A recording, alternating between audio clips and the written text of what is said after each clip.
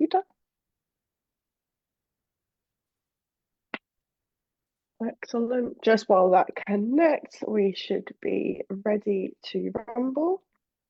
And we are live, I think. We are live. I always type it into the chat just in case. There we go. Right. I think we're live. Thank you so much, everyone, for joining me. Sorry, it's always like a test of technology. Thank you so much, everyone, for joining us. I have the incredible Sam Hall. I've been so freaking excited to talk to her because I am so guilty of saying that I don't have time for this, or I'm so busy. And there's so much I want to do, but there's so little time. And so when I came across Sam, when she reached out and said, "Hey, I'm a time management coach," I was like, "Oh my God, I need you, but also everyone in my group needs you as well." So I think when I was going through like all of my entries, I noticed that about 35 to 40 people had said collectively, "I don't have time to be healthy. I don't have time to focus on my health." So I thought, you know what, this is a fantastic time to get someone in who actually has an entire career dedicated to time management, so that we can give you the best of expertise. So thank you so much, Sam, for joining us today. I very much appreciate your time and love the fact that you are here with us. Thank you. Thank you. It's lovely to be here, Bianca. Thank you for inviting me. Pleasure. Like I said to you, I've been so excited to get you on for very much selfish reasons as well, because I'm really excited to learn some more myself. So, as I said, everyone, this is Sam Hall, a time management coach. Sam, would you be so kind to just introduce yourself, tell us where you're from and how you got into this? Okay, yeah. So I live in the UK in South Wales. I got into time management coaching. I discovered the world of life coaching just before COVID, actually, and joined a life coaching. It was just a general life coaching program, which I found so helpful in terms of managing my thoughts. I think around the pandemic at that time, it was not something that I knew about sort of therapy, and actually my background, I did a psychology degree at university, but life coaching was not a world that I'd ever dipped my toe into before.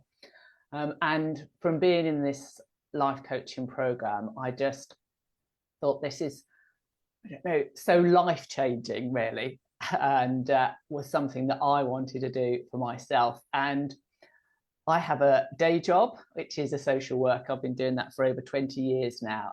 And one of my strengths has always been being planned and organized. I'm always like the person who turns up for training 5 minutes ahead of time, gets my, never late with any reports, or it's just something that I've always been good at. And when I was thinking about what could I coach people on? Well, being planned and organised was the obvious thing, really, because it's just something, so there's always been a strength of mine, and I just wanted to share that with other people and help them find more time in their lives for the things that they enjoy doing. Amazing. I love that. You just reminded me of something that my mum always used to say: born late, always late, Bianca.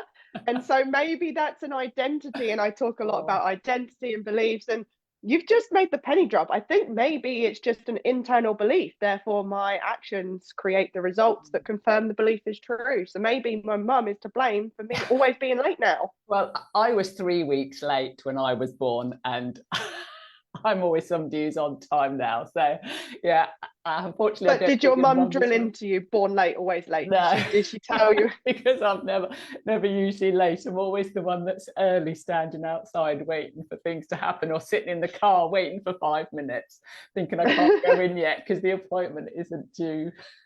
Oh my goodness. Well, you sound incredibly similar to my partner, who also has this uncanny ability to just have a really good relationship with time. Whereas I feel like I'm the complete opposite. And he's always on time, he's always planning everything, he's always meticulously going, right, okay, so if we're going to be like, if it's going to be half an hour to get there, then we need to do this. And he works back, and he's very, very good with time. Maybe I'm just so blasé. So is it like a mindset thing? By all means, take the stage. I think it's skills that you can learn. I think Mhm. people just say, oh, I'm always disorganized. I've always been disorganized. And, you know, it's no different to saying, oh, well, I've never been a driver. Well, you can have driving lessons and you can learn to drive. And I think we all have things that some of us have a knack for, an aptitude, but you can still learn how to be more organized. It maybe just takes more effort to do that. So I think your thoughts can hold you back if you think, oh, well, I've never been an organized person, suggesting you never can be organized. And I think it's just being prepared to make an effort to learn that skill and change your mindset and say, well, I'm not organized now, but I'm learning to be more organized. And so, Mhm. yeah, so I definitely think it's a mixture of mindset and just then learning some skills and techniques to help you be more organized. That's amazing. I never even really thought about it, like time management.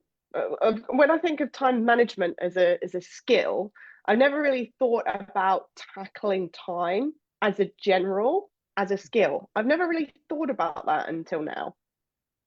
I think that's interesting. The simple things like planning and planning, for a start, planning time to plan, because people say, oh, I'm going to plan, but they don't actually plan when they're going to plan. So Yeah. for me, like if you've got a day job and you want to think about planning, usually Friday afternoons, they're a time when nobody gets anything done. If we're thinking about, you know, planning what you're going to eat for the next week, maybe that's, I don't know, Saturday morning if you're going to go shopping on Saturday afternoon, or Sunday evening, because they're a time when people don't do a lot either. But if you want to plan what you're going to eat for the week, decide when you're going to actually do the planning. So I'm a great one for advocating putting things in your calendar rather than having a to-do list. So deciding, yeah, every Sunday at 8 o'clock, I'm going to sit down for 15 minutes and I'm going to plan out what I'm going to eat for the week. Absolutely. And, you know, that's something I think that me and my partner always make sure that we sit down and do on a Sunday is, right, let's just sit down, let's allocate an hour to plan our week and go through everything. And it is allocating time to plan, not just saying, okay, I need to plan something. It's well, that planning does take up time as well. And amazing. So what, yeah, sorry. I was going to say, one of my tips for meal planning is always having a list of all the meals you could possibly eat. So obviously you in your free guide give a 7-day meal plan. I know you've got the 28-day one that people can buy as well. So you've done it for them. But if people are developing shopping list and everything, their own list of plant-based meals that they want to eat, because I think you can sit there with loads of recipe books and be flicking through and it just feels overwhelming. So sitting down and choosing a certain number, like 30 meals that you typically eat. Obviously, these are going to be seasonal, probably depending on, you know, what time of year it is. And then just referring to that list when you're planning your meals for the week. So basically, you've got less choice, but that's going to make the decisions quicker. Because if you've got 10 recipe books sitting there, you know, with 100 recipes in each one, it's going to take you forever to go through and choose something to eat. Whereas if you've got a limited list of things, it's going to be much quicker to choose like 7 dinners for the week, 7 lunches, things. So that's what I always say to people. I call it a master meals list and it's something you can create as a family. I suppose it depends if you're the only one who's plant-based, but if you've got all of your family, you can sit down and create a list of all the meals that you like to eat as a family. So if you've got kids, they can get involved as well. And I think if you feel you haven't got time to make that list, every day, write down what you ate the day before, and then you gradually build up your master meals list over time, just thinking about what you've eaten previously.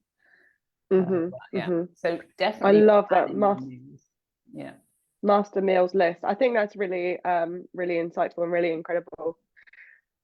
One thing that I find really useful is I'll write up a meal plan, and I'm a stickler for having like the same thing twice in a week, or like I'll have the same Yeah. meals a few days in a row because I don't like nobody's got time to cook 7 lunches and 7 dinners, right?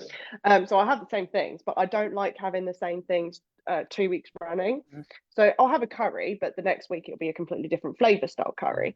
But what I'll do then is I'll create the meal plan on a piece of paper, and then I save that. Most people will write up that on a piece of paper and then probably throw it away and forget about it. But well, now that's a 1 week meal plan. After about 5 weeks, you can now start rotating and going round, and that's saving you a shed ton of time at the weekend trying to plan the next week's meal. Yeah, because you've got done for you meal plans there that you can just pick which ones. I mean, yeah, if you want to avoid eating the same thing twice in a week, then I a great one for batch cooking. But I don't spend like half a day cooking stuff. I just cook double of things. Like in your 7-day meal plan, you've got bolognese. I think you've got like a lentil loaf or something. They're really things that I would cook and put in the freezer. So there's only me and my partner. So if I cook enough bolognese for 6 people, we eat it one night, and then there's 2 other dinners in the freezer, and all you've got to do is boil a bit of pasta. So yeah, don't think about spending a whole afternoon, because who's got a whole afternoon or a day cooking meals for the freezer? But just always think, would this meal freeze well? And make your own sort of ready meals that you can just get out of the freezer in the morning and defrost, and then do some pasta or rice or whatever you want with it. So absolutely, definitely utilizing freezer space. Got that. That's incredibly important. I think it's a piece of equipment that we don't always necessarily think about that needs to be utilized. I had actually a group coaching conversation last week, and I said, what's in the bottom of your freezer? And half of them were like, not too sure. And I'm like, exactly. Like, let's clear out the bottom of that freezer. Let's clear out the entire freezer. And every time you cook a meal, double it up and now chuck one in the freezer. In a week's time, you might be able to save an entire week's worth of time cooking. Yeah, because you've got it there already. And it's not much more time. Well, it's really not any more time, hardly, to prepare double than it is just to prepare enough for that night, isn't it? Absolutely. Okay, so we get a lot of people coming in saying, look, I don't have time to be healthy. What would be your conversation that you would like to open up with these clients, with these people that say, look, I want to be healthy, but I don't have time? I think some of it's about getting into that habit of doing this, because if you're starting to cook in a very different way, doing that 7 days a week, I think, can be challenging. It's like if you're trying to find time for exercise, if you think, oh, well, the only way I'm going to be healthy exercising is to go to the gym 4 mornings a week at 6 o'clock. You're not going to do it. You might be really enthusiastic at the beginning for the first week or 2, and then you're going to give up. And so I would say start small. So if people want to, it's almost like having a transition into healthy eating. So even if you start 1 day a week saying, I'm going to eat healthier for 1 day a week, or even if it's 1 meal a week, some people try and get away from the thinking of it's not worth just doing it for 1 day, because that is just the start. And it's, or when it becomes a habit, it's just going to be more automatic. So you start by eating healthily, but every Monday you're going to have something that's more healthy, or a plant-based meal, and then you're doing that for a couple of weeks, and then you add another night of the week that you're going to do that, because some of it, say, is just getting into that routine and that habit. And I think that's sort of what I would say to people. It's not necessarily about the time, it's about the routine that you're used to. And it's like when you're trying to do something new, it's like the road is a rough track and you're trying to drive a car down a rough track. because you're cooking something new, maybe that you're not used to. So you're having to refer to the recipe often. Whereas once you've done this a few times, you're basically laying the tarmac on that road, and you will be driving, 70 miles an hour down that road because you've got this one recipe nailed. So again, it's even if you just take your 7-day plan and you think, right, I'm going to cook one of those things every Monday, and then you get that recipe, and so that it becomes automatic. You know how to do it. You don't really have to think about it. And once you've got into the habit of cooking that, it's like, then all right, I'm going to add one of the other suggestions so I can eat more healthily twice a week. So I would say it's all about small steps and building that habit, really, because whenever you're doing something new, your brain is going to resist doing it, because it's much easier to cook something that you're used to cooking rather than to be doing new recipes. Yeah, absolutely. And it's going to be less time consuming because you have to then not think about 100 different components and different meals and cooking styles and temperatures and stuff like that. Yeah. So I would say, don't think, oh, well, it's not worth it because it's just one meal a week. Because if you do it 7 days a week, in 6 months' time, if you've tried it for 7 days a week and you've given up after 3 weeks, in 6 months' time, you're not going to be doing any healthy eating. But if you started with one meal a week, in 6 months' time, you'll probably be doing it 7 days a week.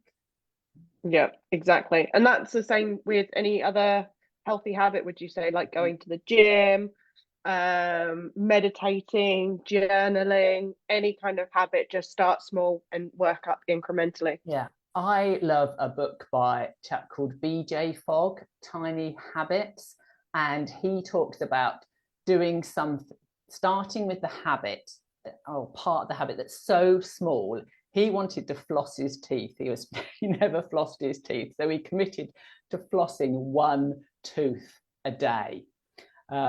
And then gradually built that over time. So he's saying, think about the smallest thing. So when you're looking at plant-based eating, maybe if you think, well, cooking an evening meal is too complicated, just think about, healthy eating. Do breakfast then. Start with a simple meal that you could do. So make it easy for yourself. And then gradually build it up from there. So it's all about starting small and thinking, yeah, I could do that easily. Actually, it's not really that difficult to make. Absolutely. And they mentioned something very similar in Atomic Habits, the book as well. And he talks about going to the gym for 5 minutes. It's like, just do it for 5 minutes. Like, I know you're going to want to be there for a little bit longer, but just do it for 5 minutes for a month and solidify the habit. Now you've got into the habit of going to the gym. Now you can spend 10 minutes there. Now you can spend half an hour. Yeah. And I think that's very similar concept of just start small. Just start small. Start small, that's manageable, that your brain's not going to be like, whoa, okay, this is way too much effort. Way too difficult. Absolutely. Okay, so I don't have time to be healthy. I don't have time to meal prep. Start small. Make sure that we start with something that's comfortable, and make sure that we plan ahead. But what if we think that we really don't have enough time? How do we create time, Sam? I think it's also about looking at what you are spending your time on, because usually we can find time for what we prioritize in our lives. One really useful technique can be to time track. That when I've done one-to-one coaching with people who are trying to find time for something, I get them to do an exercise where they write down for 7 days what they're doing every half an hour. Now, this may seem quite like an onerous task. Actually, you're going to sleep for 8 hours a day, maybe. If you've got a day job, you're going to be out at work or commuting for a lot of the day as well. But there's those in-between times for when you get up to when you leave the house to go to work, and then when you come back home and before you go to bed. If you time track and see what are you actually spending your time on? Because you might be surprised that you're spending more time watching telly, spending time on your phone. So I think that can be a really useful exercise if you think, I don't have time.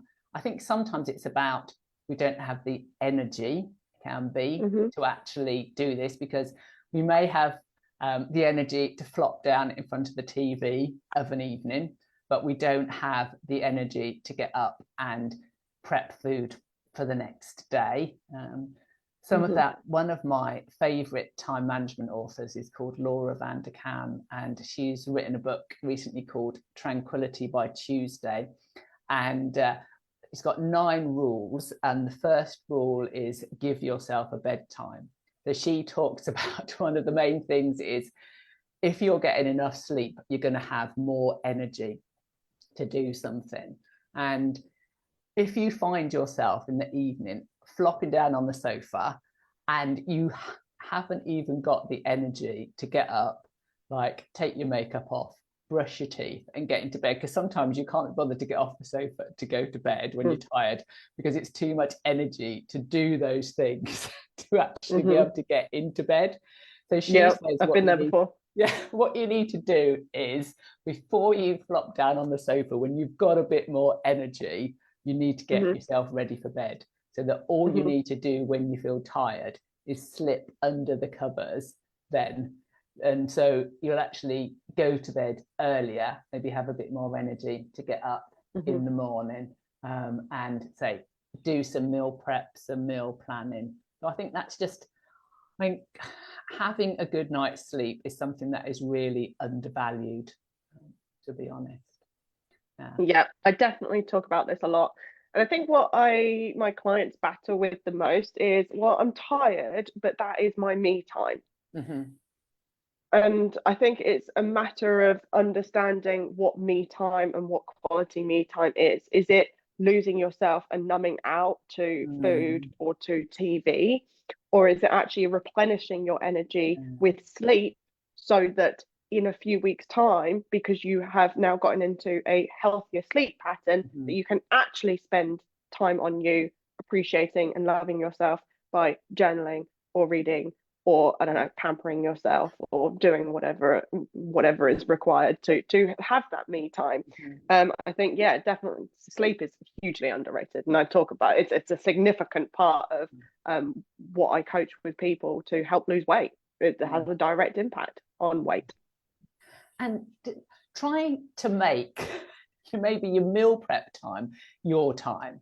Like, put something on that you like. I mean, I love podcasts or audiobooks or YouTube videos and things. So make it a pleasurable time when you can maybe do something else. So yeah, if you're cooking, have something on that you like listening to, or if it's like, yeah, certain music that you like listening to. And one thing that can be good to make you do something you don't want to do, this can be particularly helpful with exercise, is to have an audiobook that you really want to listen to, and you only allow yourself to listen to it when you're out on a walk or when you're at the gym. So you don't let yourself listen to it when you're just laying on the sofa or in the car driving. And so you will be dying to spend time cooking, because you will get to listen to the next chapter of the book that you 50 really Shades want of Grey. Yeah, whatever it is that floats your boat. But yeah, that can be a good way of motivating yourself. I find I commute sometimes for work, which I don't like, but if I've got a good audiobook on the go and I haven't been out, I've just been sitting at my desk at home a lot. And I think, God, I'm really looking forward to commuting today for a couple of hours, because I can catch up on the audiobook that I've been listening to. So I would say, yeah, make that cooking time you time as well, and make it something that you look forward to by pairing it with something that you do enjoy. I was talking to a client this morning who sadly isn't going to watch this because he is male and he's not in the Facebook group. But I was talking to a client this morning and he was saying, Bianca, I literally don't have time. I just absolutely do not have time to do anything else but this. Would you say that's a priority thing, given the fact that you and I and every single person here has 24 hours in a day? Yeah, I would definitely say it's a priority thing. And that's why I Hmm. suggest time tracking, because I think it can show you what maths doesn't lie. And you will Hmm. find how much time maybe you're wasting on just scrolling social media. So that when Hmm. you've got a break in your day, you're just picking up your phone and going on Instagram. And before you know it, 30 minutes has passed. And all you've done is, Hmm. yeah, look at cat videos on Instagram. So I think until you actually look at the maths, and say Laura Vanderkam, this woman I really like, who writes about time management, she has done this in her life for years and years. And when she works with people and does any studies, she gets them to time track, because I think she's American, and there's been studies showing, people saying, oh, I work 70 hours a week. And she says this is not true, because when you get these people to time track, actually they don't work more than 50 hours a week, which is still too much to be working. But what people report that they're doing and what they're actually doing can be very different. So I think Okay. it's worth, even if it's just on your phone or having a little notebook with you, and like every Mm. hour just thinking, like, what did I do this past hour, and writing it down. And the end of 7 days, looking back and thinking, actually, I maybe do have time, but I'm choosing to spend it on something else, or I'm too tired to be doing it. I do have time in my day at the end of the day, but I'm too tired. And then it's about looking at your energy levels and how you're managing that. Hmm. Hmm. Absolutely. Yeah. And priorities, it really is important, and just assess what is your priority at that moment. And priority is always going to shift, right? So you might not have time to focus on your health today, but maybe next week when things have changed around, things have shifted, you do have more time. I think some tips that I've given some clients as well are delegate. You necessarily have buckets of money, Mm-hmm. but if you can spend a little bit of money and get a cleaner in, or get a friend to pick up your kids, Mm-hmm. or pay a teenager to wash your car for you, if they are not your priority, but they're just, these things need to be done, delegate and hire someone as well. And there's always, in every neighborhood, there's probably a teenager that probably wants a little bit of pocket money somewhere here and Yeah. there, right? My favorite delegation thing is to get our groceries delivered, which I've been doing for years now. So once a Hmm. fortnight. And like Hmm. Tesco's supermarket in the UK, it's like £1.50 to get your shopping delivered. And we've got quite a big fridge. And like I just put, yeah, I'm not plant-based, so I drink milk. So we buy lots of milk, and I just put it all in the freezer and defrost it when I need it. I mean, it's £1.50. And I just think I could not drive to the supermarket and back for £1.50's worth of petrol. And I True. just, got that on repeat, like once a fortnight on a Sunday, we get groceries delivered. And I know some people say, oh, well, I don't like somebody else choosing my fruit and veg. And I say, well, why not get pantry staples, like your pasta, your rice, your tins of tomatoes and things like that, that they're going to be exactly the same product, whether somebody else chooses them or you choose them. Get that delivered once a month, once every 2 months, as long as you've got the space to store it. And I know people will put stuff sometimes, if they haven't got a big kitchen, like under the bed, in the bottom of the wardrobe. But so you can, then it makes shopping much quicker if all you've got to do is shop for fresh produce once a week, Hmm. your fruit and Hmm. veg and stuff. So since I've been doing that, I started doing it before COVID, and I know it was popular during COVID, but and I've continued since. And I would never go back to going to the supermarket, because I used to have to do it at the end of the day after a busy day at work. And I was always really tired. And I think then as well, you make bad choices because you're Hmm. tired. There's always stuff, there's offers that you think, oh yeah, I'll just buy that. Whereas if you did it online, you wouldn't choose that stuff at the Mhm. checkout. They're always trying to tempt you. Only good can come from shopping online, by Yeah. the sounds of it. Yeah.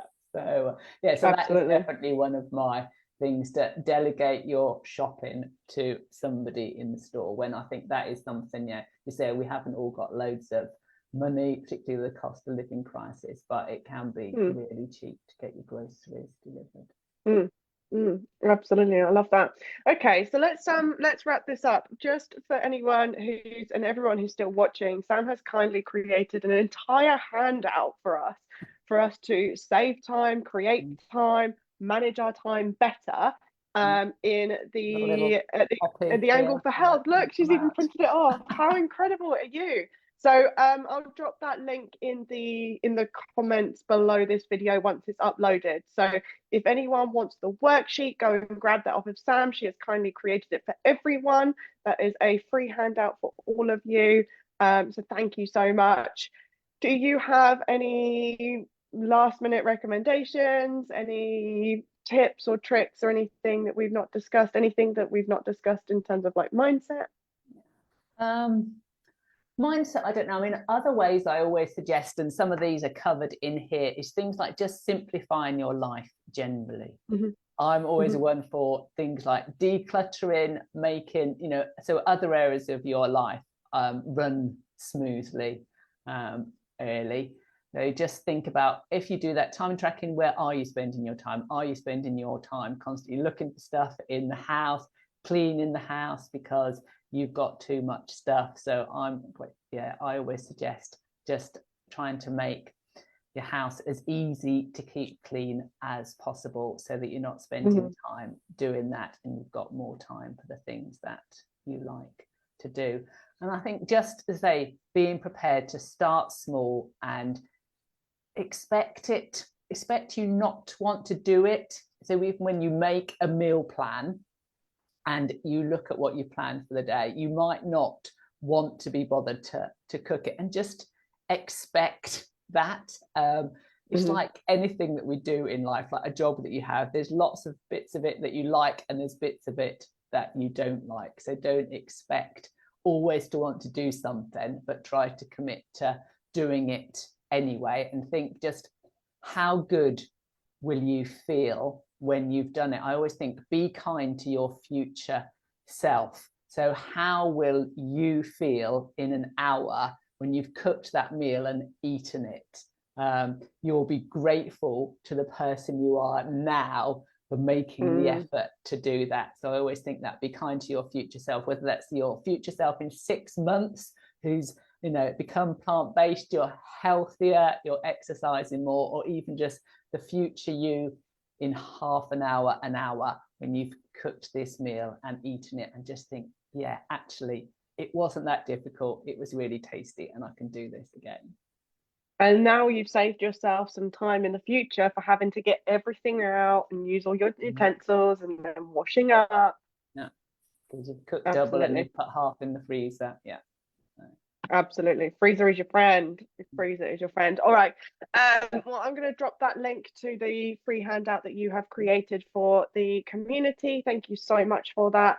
As we've been going through, I've been typing up some notes, so I'll pop some little notes in the bottom. I don't know why I don't do that before, why I've not done that before, but it actually came in real handy. So I've been typing up some notes. Where can we find you on social media? Are you able to drop in how we can find you into the comments underneath? Yeah, I can put that in. So I am on Instagram, Time Coach Sam. So my niche is actually helping people, or helping women, find time for a side hustle.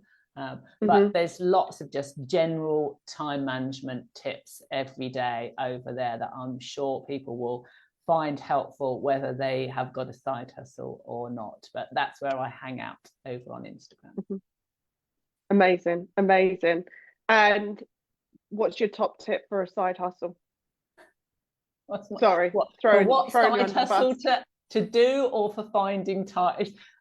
Finding time for a side hustle, because I like to think that your health could be a side hustle. Yeah, I mean, in terms of side hustling, what we haven't talked about today, I suppose, is how you manage your day job and how you don't end up doing overtime. Because when you've got a side hustle, you don't want to be doing a lot of overtime and bringing work home.